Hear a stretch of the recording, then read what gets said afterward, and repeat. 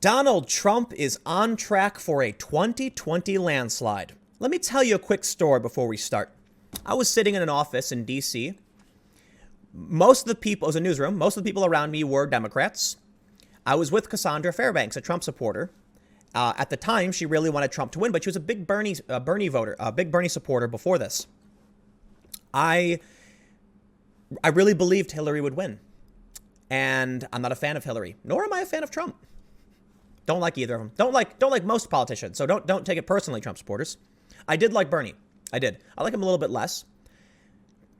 I was sitting there looking at the New York Times, and they had this little meter that said something like 95%, greater than 95% chance Hillary wins. Then the numbers started to come in. It stayed the same. We heard that there was going to be a lawsuit. Trump was contesting some of the votes. All the Democrats were laughing. All of a sudden, the meter starts moving. Democrats start sweating. Cassandra starts, getting surprised. Eventually, the meter gets to 50%, giving Trump a 50% chance of winning. The Democrats are worried, shocked, and sweating profusely. Cassandra is starting to smile. And then eventually it turns to Trump winning, like 95% Trump won. Everyone's like, Trump's going to win. The Democrats are now in shock, upset. Their faces are dropped. Cassandra is laughing and crying. And I sat back and I started laughing my ass off. You know why? The disdain, the utter disdain, the elitism, the snoot. I grew up on the south side of Chicago. To see these snooty liberal elites talk about how they champion the working class when they don't, it was laughable. To see Trump win, to see the system turned on its head, the establishment smacked so hard in the face, I laughed my ass off. I don't like Trump. If you watch my videos, you know I don't like Trump. I will probably never like Trump. I think he is a crude, crass, annoying, distasteful. There's a lot of things I don't like about him. I didn't like him on The Apprentice. I think he represents the bad things in American culture. I think there are certain things that he's done really, really well. I like the idea of pulling out of Syria, although now we're not. I don't like the military intervention or none of that. The reason I laughed wasn't because I liked him. It was because I saw the machine get punched in the gut as hard as possible. As Michael Moore said, it was the greatest FU to the establishment. And I laughed. And now guess what? The hearty chortle will certainly emerge from my chest when he wins again. I'll tell you why. Years of Russiagate nonsense, of fake collusion nonsense. It's just complete and utter nonsense. Listen, I didn't like Obama. I didn't like Bush. I wasn't really old enough to comprehend Clinton. Obama was deeply charismatic, and I can respect that. He spoke well. Trump, on the other hand, not so much, but he does speak to a certain group of people in this country. People who were left behind and whose lives were destroyed by free trade agreements, by the loss of their jobs. And I can absolutely respect those people. I can respect them when they point to Trump and when they say Hillary would make it worse. I get it, 100%. Doesn't mean I'm going to like the guy, but I can empathize. Let's get to the story. Economic models point to a Trump blowout in 2020. But a faltering economy or giant scandal could change everything. President Donald Trump has a low approval rating. He is engaging in bitter Twitter wars and facing metastasizing investigations. But if the election were held today, he'd likely ride to a second term in huge landslide, according to multiple economic models with strong track records of picking presidential winners and losers. For years, these people have demanded censorship. They've called Trump the worst names in the book. It's absolutely absurd. It was this hubris, the arrogance, the inability to engage in a rational conversation with people.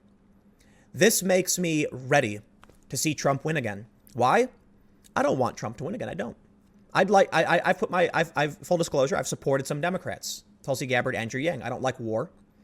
I don't know if Yang has all the answers, but he seems to have really, really thought out his positions, and he seems not to be completely out of touch. I think he's wrong on a lot of things. I think he's had some pretty offensive things. I get it. Nobody's perfect. At the very least, I don't think they're going to win. I want to see him on the stage. I want to see him debate. I want to see those ideas presented. I like the idea of people with ideas challenging other people with ideas and having those debates. I love the idea of Ben Shapiro sitting down with a feminist and them having a discussion. I love the idea of Tucker Carlson having Antifa on his show. These are the important things that need to happen. But that's not what the Democrats have been doing. And no matter how much I tried to tell people, listen, this is not going to get you a win. You need to challenge his ideas, not call him Hitler. It's insane. Let's talk about the wall. Is the wall the right idea? Honestly, I don't know. Why? Because no one's had a debate about it.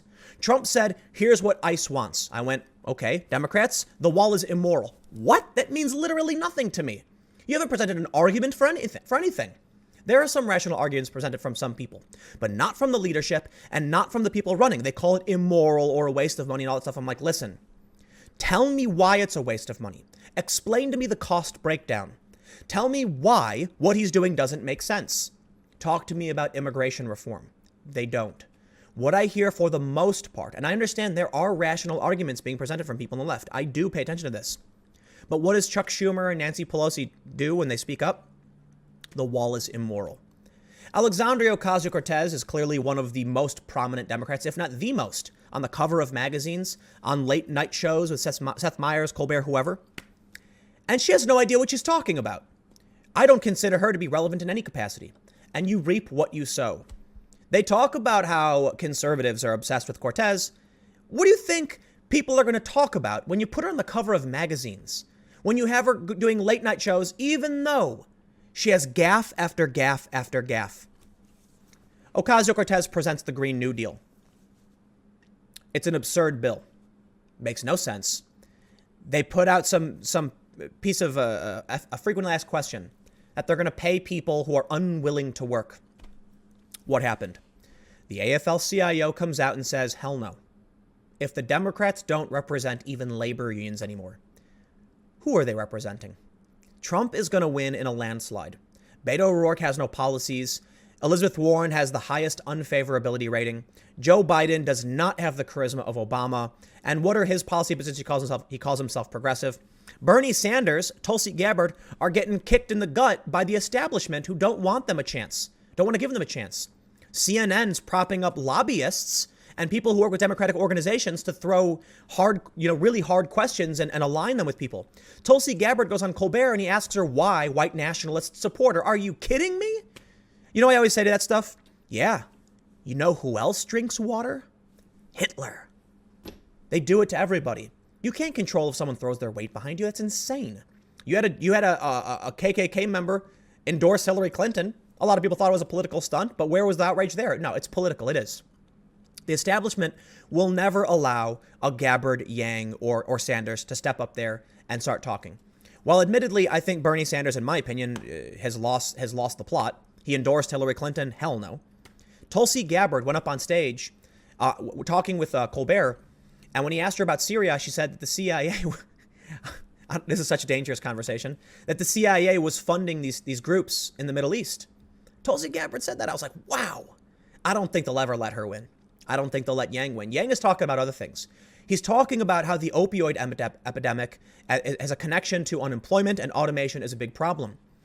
The reason why I think those conversations are important is because we can ask ourselves why Trump won. A lot of reasons. Political correctness is huge. Young people I talked to said that was a big reason. They wanted somebody who's going to say, screw yourselves. I'm not going to apologize. We also have to consider Trump won by thin margins in states he shouldn't have won in. States that were blue last time. But they lost their jobs. And Bernie Sanders and Trump both said, we got to do something about these free trade agreements. Bernie Sanders said it in a more political and tactful way, and Trump was more, boastful and I don't know what the right word is. What I want to convey is that Trump was rather disrespectful in a certain light, oafish in a certain light, but powerful. And that spoke to people. About 12% of Bernie's voters didn't, a certain amount of people said, I don't like the way Trump's selling it, and opted for Bernie, but Bernie was cheated. Hillary Clinton comes on stage and says, no, we need more free trade agreements. Free trade agreements that resulted in the decimation of the working class in this country and started centralizing wealth in big cities. It's good news for Democrats.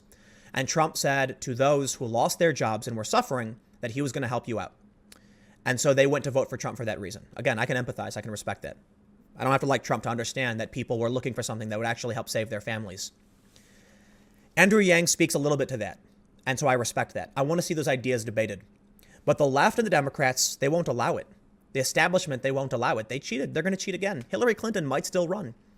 The current economic models, I didn't even read the story. I apologize for that. Credit a strong U.S. economy featuring low unemployment, rising wages, low gas prices, along with the historic advantage held by incumbent presidents, While Trump appears to be in a much stronger position than his approval rating and conventional Beltway wisdom might suggest, he also could wind up in trouble if the economy slows markedly between now and next fall. The point is, you get the point. When it all comes down to it, do people care about the Green New Deal? Do they care about these idealistic far left policies? They care about them. They care about the ability to feed their kids, to determine what's right for them and their families, to have jobs. And that's why Trump is going to win. And it frustrates me. I can say it a million times. I'm not a fan of the guy. I can say it a million times. Where are the Democrats advocating for the rights of the working class to protect the family? Non-existent, apparently. They're too busy jumping up onto countertops and waving their arms about the Green New Deal while labor unions are saying, what are you doing? This is ridiculous. My God. Could you imagine if the labor unions send out a newsletter to their members, do not vote Democrat? That would be mind-blowing. But right now they're saying the Green New Deal is nuts. And all of the major Democrats are supporting it. What does Trump have on his side? An out-of-touch Democrats, disaffected voters. And he's the only one championing the economy, and the economy is great. The left isn't willing to listen. They're watching Twitter. They're chasing each other's tails, and they're chasing each other off a cliff. I could be wrong. I could be. But listen, Politico is saying this. It's not just my opinion. Politico comes out. Trump is on track for a 2020 landslide. Okay. I tried, But here's the thing. When I come out and say to the left, here's what you're doing wrong, like, why are you doing this? This is crazy. They call me conservative. And conservatives look at me and laugh and say, yep. When I make a video saying, please God, no Hillary, conservatives laugh and say, please God, yes, Hillary, because they get it. They understand what's going to happen. The left is too arrogant. Their hubris is blinding them. I got one more video coming up in a few minutes. I'll see you then.